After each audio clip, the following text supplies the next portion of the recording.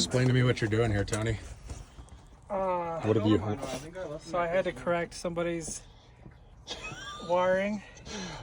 So how it was wired previously was they had the two feeders that are feeding the EV charger put under here. okay, hold up. Let's see. You're talking the EV charger over here. So whoever this homeowner is has this juice box right here. Okay. So this juice box, what he's saying. So what was that? What were those wires doing?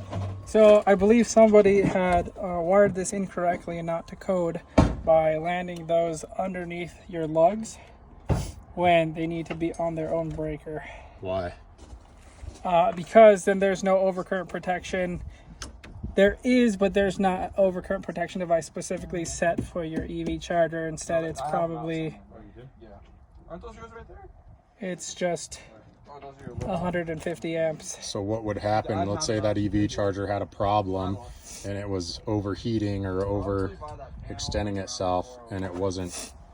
Explain that. Then your EV charger, your wires could all potentially heat up and potentially cause a fire or trip your main breaker, or all three. Yeah. So that breaker. So now what do you have? Now we have a 40 amp breaker feeding your EV charger. Which means what? What does the 40 amp mean? 40 amp means that you will have 32 amps going into the EV charger, and we put it on a 40 because we have to be 125% over on our overcurrent protection device. Yeah, so what if it exceeds that 40 amps? Then what happens? Then it will pop this breaker and only this breaker.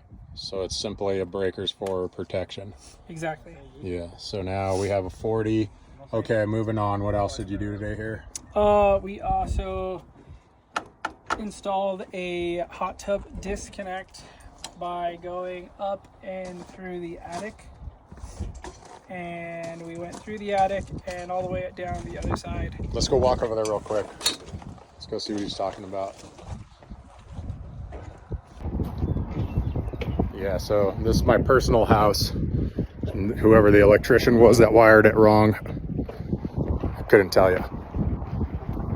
I could. But now I have this guy and those other guys here to do it right. So, man, sometimes you gotta do what you gotta do. But okay, explain this. So we came through the soffit, which has now got caulk around it, making it weatherproof in there again. Came through, used our weatherproof connectors, strapped it down, even put a little bead of caulk around here just in case. Caulk on top, even though this is supposed to be weatherproof, and in the back and the sides to protect. So good. Your 6-wire then comes into this disconnect and lands on the lugs in here. And the way this hot tub is set up is, instead of normally it's a 50 amp breaker, this one's divided up into two, to 30 amp and 20 amp. Which then, these are your overcurrent protection devices for your hot tub. Goes down through here, out, and those are your wires that will turn on your hot tub and make the bubbles go. Make the bubbles go, yeah.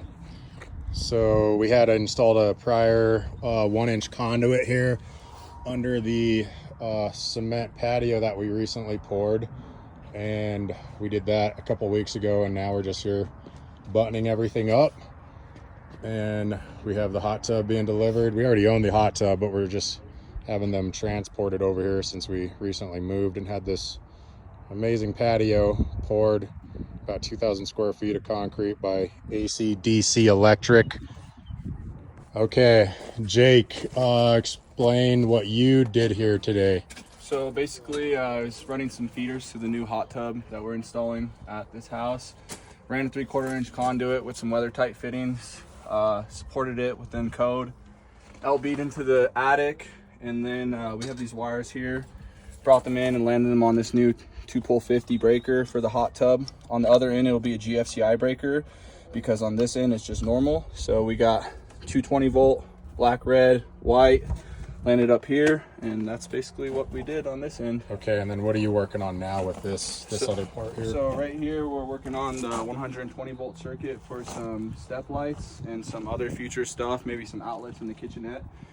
We took some 3/4 inch conduit, weather tight fittings, ported it to code all the way through, end up in a little T11 bell box. We'll make up our splice in this bell box, put a photocell on the top, and basically this will be on whenever the lights are off at night, or it reads daytime and nighttime. So whenever it's not manually turned off, it will turn on whenever it's so nighttime. it's automatically controlled through the photocell. So and what he's saying here is we're going to put some lights around these steps, which is going to look super cool at night. But you can see all these steps have these nice rough edges, and I forget what they call it where they have this overhang. I'll have to figure it out, but you know, so you can see we're going to put strip lights under there, and under here, which is ultimately going to illuminate all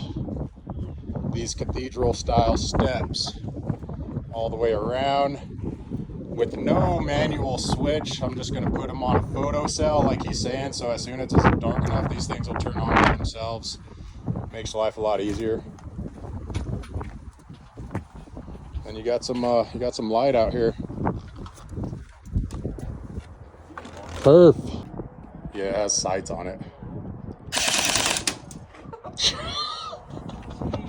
Stop playing with guns and work.